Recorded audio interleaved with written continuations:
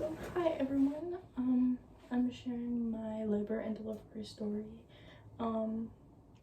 at 34 weeks. So let's get started about the story. So originally, I'm just going into my doctor's appointment, and I'm thinking everything is normal.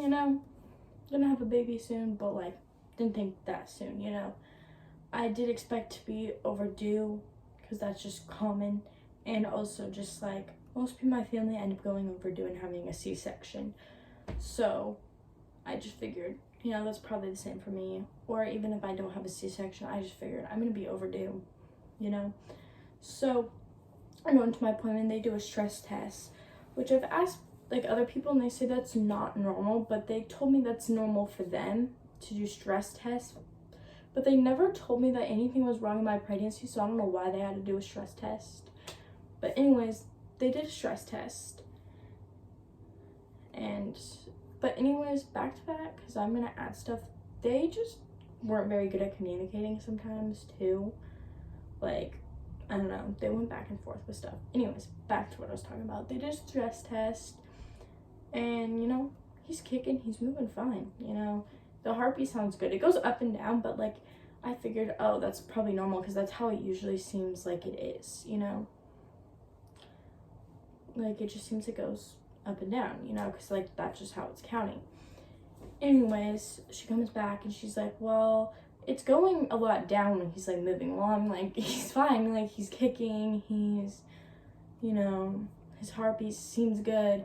She's like, yeah, but I want you to go to the hospital. And she's like, go to the hospital, like, this isn't go get lunch and go back, like, because I've done that, like, with labs and stuff. I didn't go right away. But, yeah, honestly, it was just, like, a lot of stuff. You can do that whenever, they said, pretty much. But anyways, so I went to the hospital. They did stress tests. They kept redoing. I'm like, dude, I want to be out of here. And they're like, well, he keeps on moving. I'm like, okay, well, he's clearly alive in there, and I'm like done. Like it's literally almost 5 o'clock. I got here at 3 o'clock, and I'm just, I'm kind of just tired of being here. Like I want to have food. I'm hungry. I'm pregnant. Like my plan was to go get lunch after my appointment. So then they took me upstairs, and they gave me an ultrasound. She said everything looks good. She's just like, the typical stuff, and got to see him, and he looked fine in there and everything. But then I went back down, and I was like, hey, can I get some food? Because I'm just really hungry. And she's like, yeah, we can get you a menu in here, and you can look over and call, and whatever. And then she's like, actually, we might not have you eat because, we might do an emergency C-section. I'm like, okay, well, why is that? And she's like, oh, he's in distress. So now they finally tell me he's in distress. They never communicated the whole time. Like, they said he seems fine. Like, she made me go to the hospital, but she literally told me better equipment.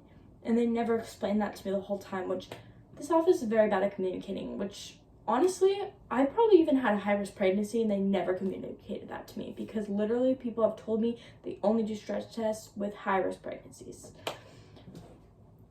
So, don't know what the case was with that, but I'm probably not going to go back there next time I do have a baby when I'm older, so I'll probably end up going somewhere else because that was a weird place. Like, they had people yelling at me just for all kinds of stuff, and like, yeah. Anyways, basically she said we're going to do an emergency C-section. Anxiety started happening, started having a panic attack, and they started bringing in the anesthesiologist to just explain what was going on and stuff like that. And they were just kind of bringing other people in. They were getting me ready in case I needed to. They're like, okay, who do you want us to call? Like, your boyfriend, your baby daddy, your mom, your dad, like, who do you want to call? And I was like, call my mom. And they called my mom in, and that's what they did. So then they started ripping all the clothes off me. They like cut my bra and shit. So I no longer have that bra, which I was already limited to bras. But anyways, that needed to be done. Anyways, then they started going through, and I was having so much anxiety, so it was not helping with the de-stress he was in at all. So then they started like, yeah, we're gonna actually do it. So they started like giving me this shot in my butt and just getting me ready. Then they took me to the room, and then they had me kind of go like this and hug the nurse and like arch my back like a cat. And he like put like the shot in me. It felt so weird, like it was just really weird. And then all of a sudden I went numb, and it was almost like I was high and like I could not feel anything. It was just really, it was weird. It was a weird experience. But then after that, they put the sheet over me, and then they started cutting him out, and they lifted him up, and I was like, oh, it's my little baby. And I started bawling my eyes out because I'm like, I'm not going to be able to see him. I'm only going to be able to come here once a day, because I lived about 45 minutes away from my hospital. So I was like, yeah, and it was just like, I was bawling my eyes out, and then they rolled him off. I couldn't even hold him because, like, they didn't know. They wanted to make sure nothing else was wrong with him, because they ended up finding out that his umbilical cord was in the knot, and that's what was wrong, but they weren't exactly sure if that was all that was wrong, so they wanted to make sure everything was good. And plus, he had to be on oxygen for a little while since he was so early and stuff like that. And I wanted to save my umbilical cord, and they did end up saving it for me and shit. But then my grandma was there, and they didn't have me meet him at first, and I was there for like 2 hours or whatever, and I said, hey, can you go back to my room and get my umbilical cord? And she's like, yeah, I'll go back. But when she went back, it was gone, and someone had threw it away, and it pissed me off, like, ugh. But I guess technically it is kind of like a biohazard, and it's considered like medical waste, so I mean, I could see why they did it. But I was sitting there for about like 2 hours, and then they had me finally go see my son, and I held him for like about an hour and stuff like that, and he was still on all the oxygen, all the wires and stuff.